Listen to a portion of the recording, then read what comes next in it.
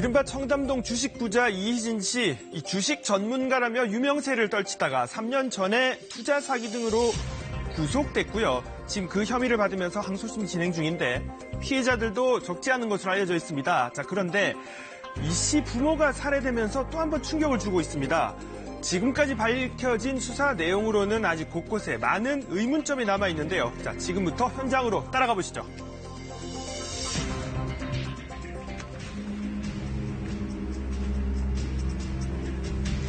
경기도의 한 아파트. 지난 16일 이곳에서 한 여성의 시신이 발견됐습니다.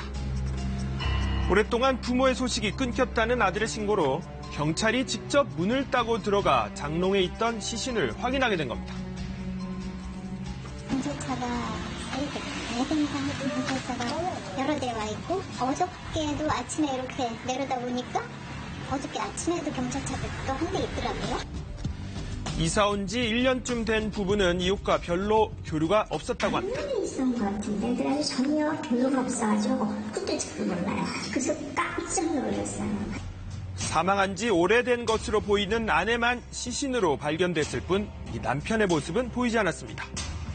CCTV 확인 결과 4명의 남자가 드나든 것이 확인됐고 34살 김모 씨가 용의자로 특정됐습니다. 김 씨의 검거 당시 영상입니다. 편의점에서 바로 체포되는 모습인데요. 뭘 갖고 왔냐면 이제 음료수를 하나 갖고 왔어요. 가지고 왔을 때 그때 경찰들이 3명이 들어와서 신분증 검사하고 곧바로 체포한 그런 상태고.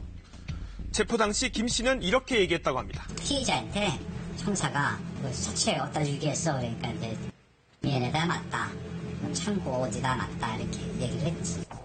자, 당시 김 씨가 지목한 평택의 한 창고. 냉장고 안에서는 시신이 발견됐습니다. 한 달쯤 전에 냉장고를 옮길 당시에도 주민들은 기억하고 있었습니다. 넘어간 물에 와가지고서는 용달차. 거기에 냉장고 하나 싣고 와서 내려놓고 가고. 그런데 시신이 숨겨져 있을 줄은 몰랐다고 합니다. 내려놓고 문 닫고 갈 수 있게 몰랐지. 냉장고 왔으니까 이사 왔나 누굴 사람도 오니까. 김 씨는 인터넷으로 고용한 3명의 공범과 함께 지난달 25일쯤 범행을 한 뒤 이삿짐 센터를 통해 시신을 창고로 옮긴 것으로 경찰은 보고 있습니다. 중국 국적의 공범 3명은 이미 칭다오로 출국한 상태입니다. 충격적인 이 사건, 피해자 부부의 아들이 이른바 청담동 주식 부자로 알려진 이희진 씨입니다. 주식 투자 강연과 방송으로 유명했던 이희진 씨. 자신은 흑수저 출신이라며 부를 과시했고 투자자들을 끌어모았습니다.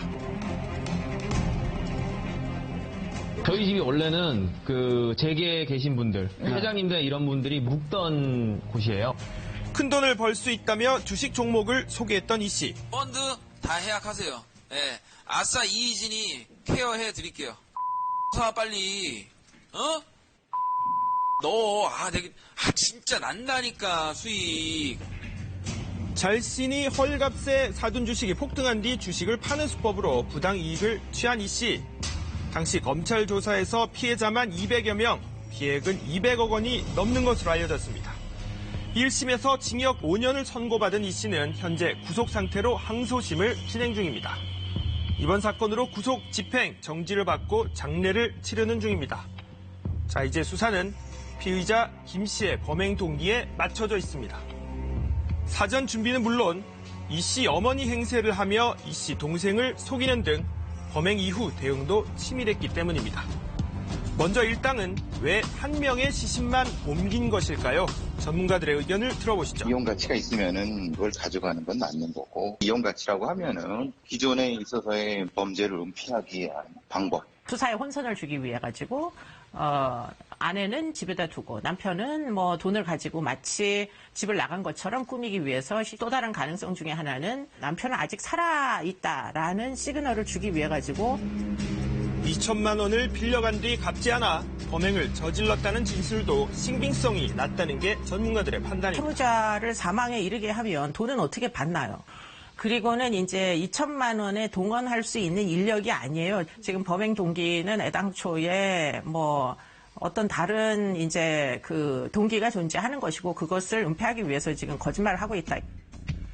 이 씨 동생이 고가의 승용차를 판 돈의 일부로 알려진 5억 원의 행방도 수사의 초점입니다. 차를 팔고 이제 아버지가 5억을 들고 집으로 간다는 사실을 사전에 미리 알았다는 건 틀림없는 것 같고 그 부분에 대해서도 뭐 더 수사를 해야 되겠죠.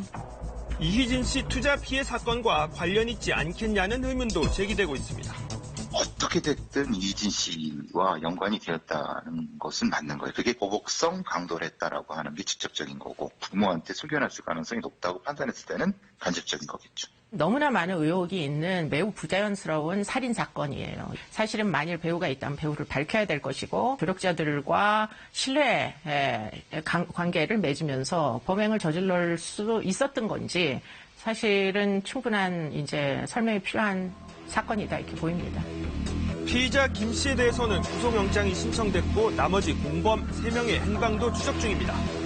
이번 사건 피해자이면서도 자신의 항소심이 진행 중인 이희진 씨 등에 대한 범죄 혐의도 더불어 입증돼야 할 과제입니다. 수사와 사법당국 앞에 놓인 숙제가 적지 않습니다.